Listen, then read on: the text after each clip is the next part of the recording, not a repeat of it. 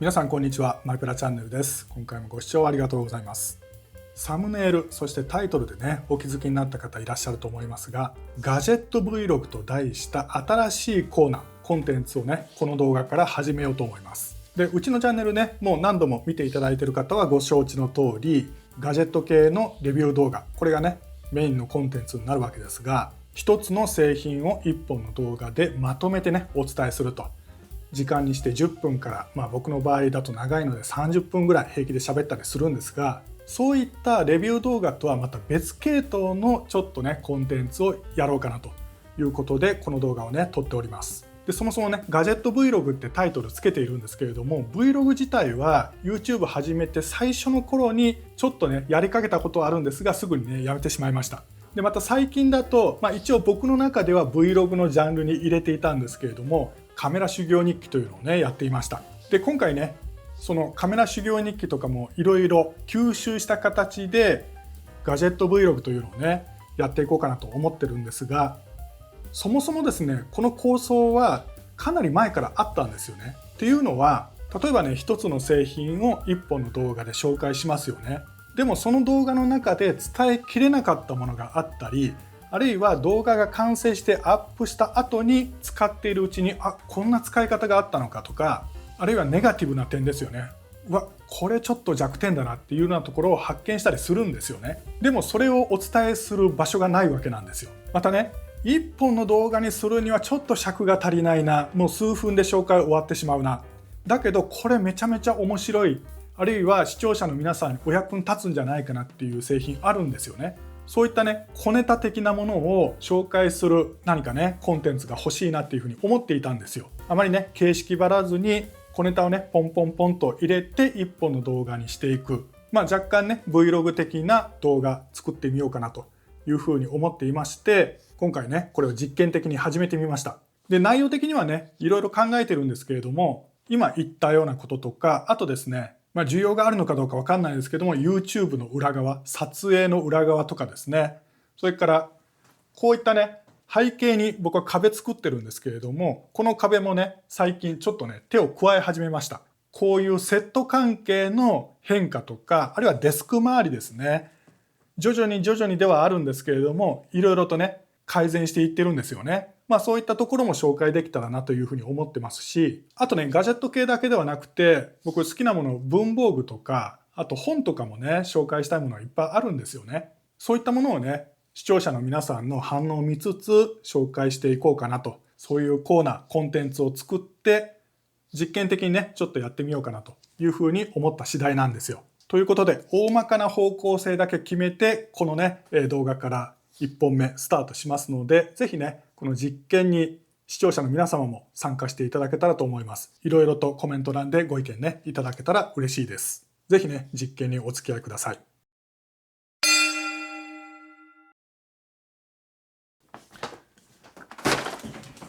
よいしょ。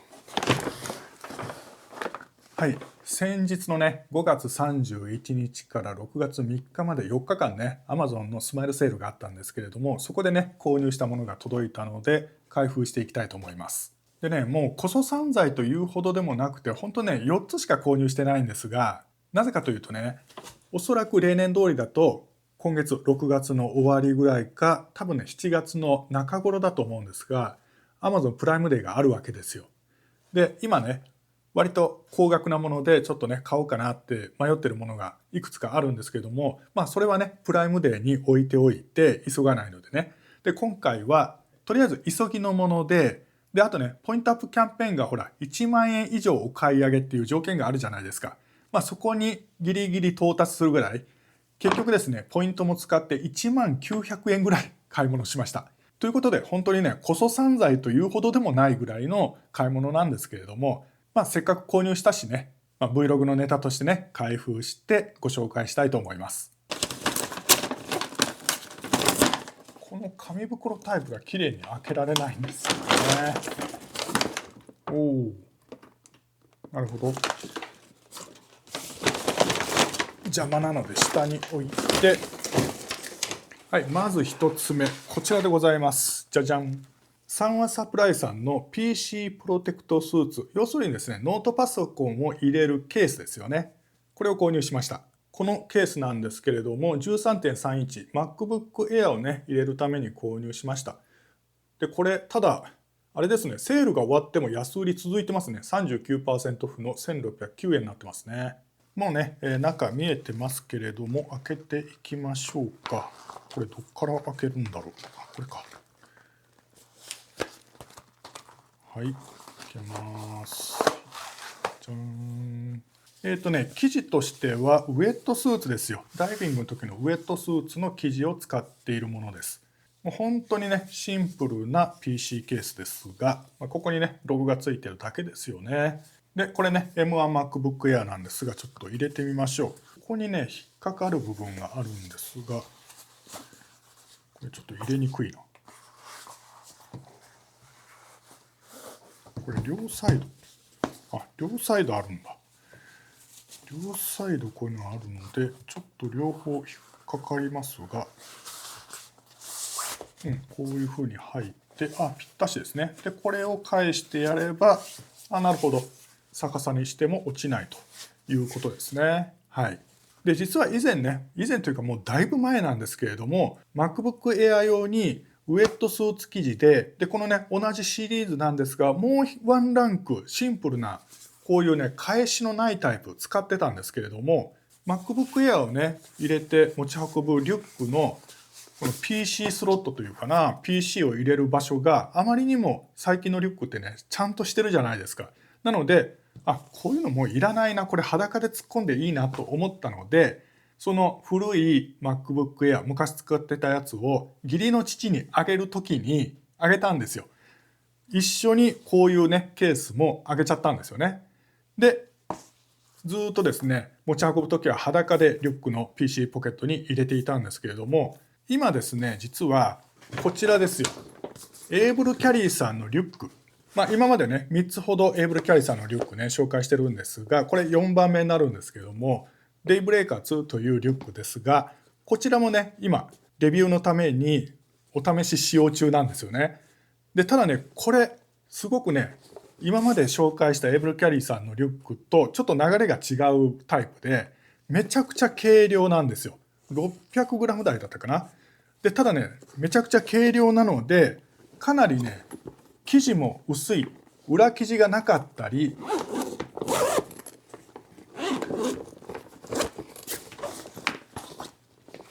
あとね、PC 入れられるこういうケースもあるんですが、本当にね、生地が薄いんですよね。プロテクト効果というか、プロテクト機能があまりなさそうだなということで、しかもそこもですね、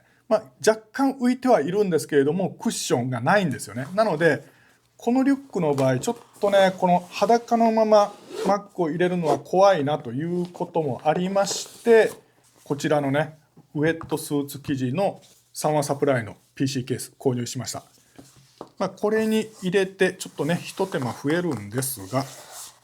よいしょ。はい。こういう形で、この PC ポケットに入れてやるという使い方を、このリュックではね、したいなと思いまして、まず今回の購入費の一つ目が、このね、三和サプライの PC プロテクトスーツ、ウェットスーツ素材ですね。こちらを購入しました。で、実は今回ね、買い物した4つの製品のうちの3つ、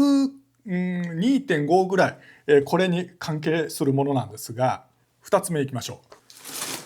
じゃじゃーん。これでございます。これなんかわかりますか？金南堂というね、ブランド名なんですが、汗徹くんというものです。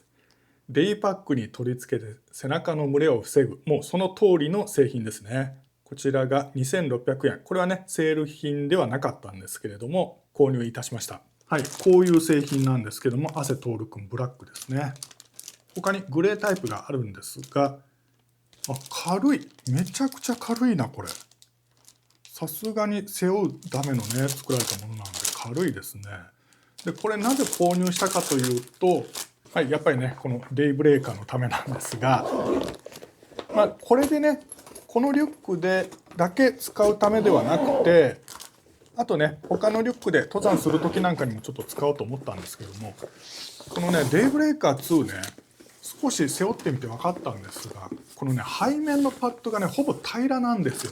でしかもですね、このねショルダーハーネスの体に当たる側はこれねメッシュ生地なんですけども、背中が当たるこれ前面が X パックなんですよ。通気性がなくて、撥水性防水性の非常に高い生地なんですが、通気性がないんですよね。これは夏場蒸れるなということで、普段のねタウンユースの場合ならいいんですが、これ背負ってアウトドア長距離とかね歩いてみたいなというふうに思ったんですよ。だけどこれはちょっと背中汗びしょびしょになるなと思ったので、じゃあ試しにということでねこれを購入してみました。これがねサイズ的にはほら結構ぴったりなんですよね。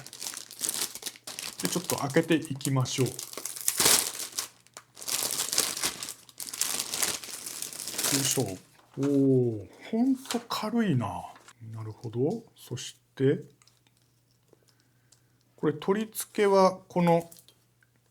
四隅についているこういう紐で取り付けるみたいですね。この後でね取り付けをやってみたいし、このリュックのね紹介動画の中で多分出てくるとは思うんですが、これプラスチックだけど結構クッション性があるな。こう分かりますでしょうか。ふにゃふにゃしてますね。すごく柔らかいですね。これだったら長時間ね背中背負っていても痛くならなそうですよね。これはいいな。サイズ的にもねほんとぴったりですね。合わせて作ったような感じです。はい、ということで購入品2つ目は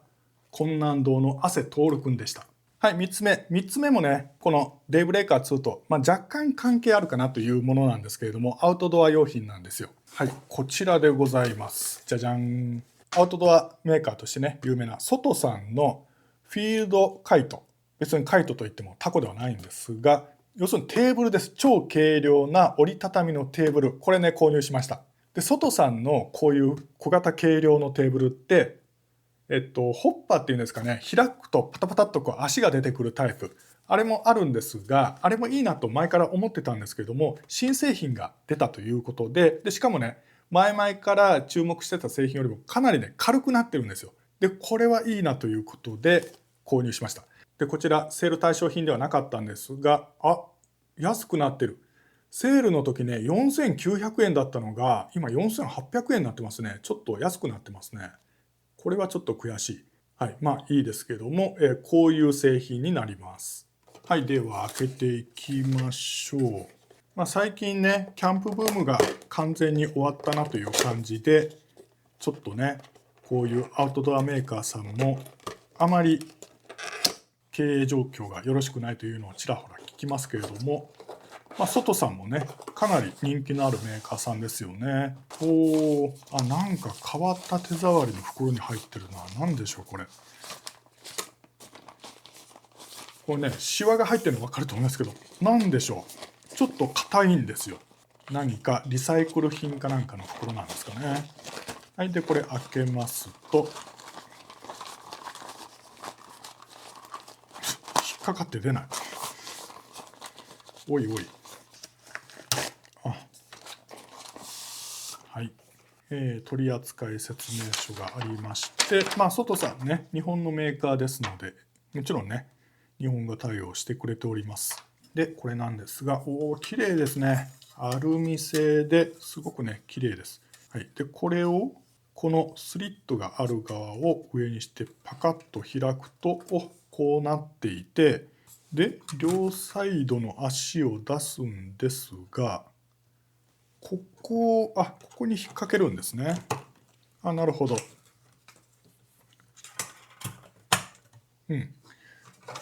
でこれでこうかな。いいじゃないですか。結構思ってたよりもしっかりしてるな。でねアウトドアでこういうミニテーブルって必要かと言われたら、僕ねそうですね7、3ぐらいで必要ない方なんですよ。なんですが当然あれば便利なので、ソロとかあるいは嫁さんとね2人でどっかハイキング程度の登山に行く時なんかね持って行っておくと、お茶飲んだりそれからおにぎり食べたりする時なんかにやっぱりねなんか敷物敷いて地べたに置くよりはこういうテーブルがあった方がいいので、ちょっとね前々から欲しかったんですよね。でこれ本当に今持ってますが軽いしいいですね。で折りたためば割と簡単にね折りたためますし、こんなにコンパクトになりますし、これなかなか良さそうですね。はい、この夏のアウトドアシーズンに使いたいと思います。でこの今紹介した3つがちょっとね取り急ぎ欲しかったものなんですが、ここまででね1万円届いてなかったんですよ。でどうしようかなと思った時にそうそうこれ買わなきゃっていうことでこちらでございます。僕がいつもセール品紹介の時におすすめするミックスナッツですね。小袋に分かれているタイプのミックスナッツ、こちらを購入しました。でいつもねセール品紹介の時にこれいいですよっていうふうに紹介するだけで実際の中身をね見せたことがないので、ちょっとね開けてみたいと思います。で僕はねもう何度も購入しているものなんですけれども、これ開けると本当に小袋にこういうふうに30袋にね分かれております。でこれ分かれてるのが僕にとってはいいんですよね。大きい袋に全部入っているタイプのものってついつい食べ過ぎてしまうので、1袋ね 35g、 これをね1日1袋までとちゃんと決めて食べるんですよね。そうすると食べ過ぎないのでいいんじゃないかということで、こちらをねリピート買いしております。はい、じゃあせっかくなのでこの外のテーブルに置いてですね、でシェラカップなんかを置いて、でここに開いてみましょうか。はい、こんな感じで入っております。僕が好きなのはねこの3種のミックスナッツでアーモンドとカシューナッツとくるみが入っているタイプなんですけれども、他にもねいろいろ種類はあるみたいですね。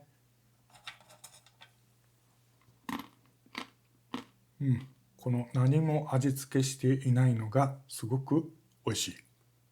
はい、ということでね新しくね購入したもの開封シーン見ていただきましたけれども、購入するものがあればさよならねする道具もあります。この Vlog では以前ね紹介した製品のその後なんかもねお伝えできていったらなと思います。で今週ですね2つほど壊れた製品がありまして、まず1つ目これなんですよ。2022年だったかな、 iPhone 14 Pro を購入した時に ESR さんから周辺アクセサリーとして、レビューにね提供していただいた iPhone のマグセーフ充電器で車載スタンド、こちらの製品なんですけどね、これね僕すごく気に入っていたんですよ。何が良かったかというと、ここねこのスリットが入ってますけども、ここから冷却の空気が出てくるんですよ。ファンが入ってるんですよ中に。で iPhone ねこうやって背面につけて冷やしつつですね 15W で充電してくれるという製品で、本当にね毎日のように車に乗った時に使っていたんですが折れてしまいました。でこれね僕のミスなんですけれども、こちらがねエアコンの吹き出し口につけるアタッチメントなんですが、こういう風になっていたんですよね。でここがポキッと折れてしまったんですけれども、これですねこれボールヘッドになっていて、こういうふうに角度調整できるんですが、角度調整してネジ回してカチッと止めるんですよね。ですが運転中ですねどうしても自分の方向に向けようとしてここを緩めずにですねグイってこう角度変えたりしてたんですよね。でその結果これプラスチック製品なんですけれども、金属疲労のような形になって今日ねポキッといってしまいました。こういう製品ね使ってる方は絶対にグイッとこう力ずくで曲げないようにしてください。であともう一つ悲しいお知らせがあるんですよね。こちらなんですよ。Apple 純正のソロループです。で僕は白いもの好きなので白いソロループをこれも多分2年ぐらい前だったと思うんですが購入したんですけれども、ソロループってApple Watchねつけたり外したりするときにグッとこう引っ張るじゃないですか。それが何度も何度も繰り返された結果、ほらパックリ割れてしまいました。でこれでもうここがちぎれるのは時間の問題だなというふうに思うんですが、これめちゃめちゃ悲しいんですよ。なぜかというとこれね Apple の公式サイトなんですが、ソロループね今真っ白いモデルってないんですよ。もうすでに廃盤になってるんですよね。白っぽいモデルというとこのスターライト、スターライトと言いつつ若干グレーっぽい感じの色。あとはこのソフトミントソロループ。これはもう完全に白ではないですよね。白の範疇ではないんですが、真っ白がないんですよ。はい。ということでね、廃盤になってしまって、もうね、買うことができない真っ白いソロループ。長年愛用してきたんですが、寿命が来てしまいました。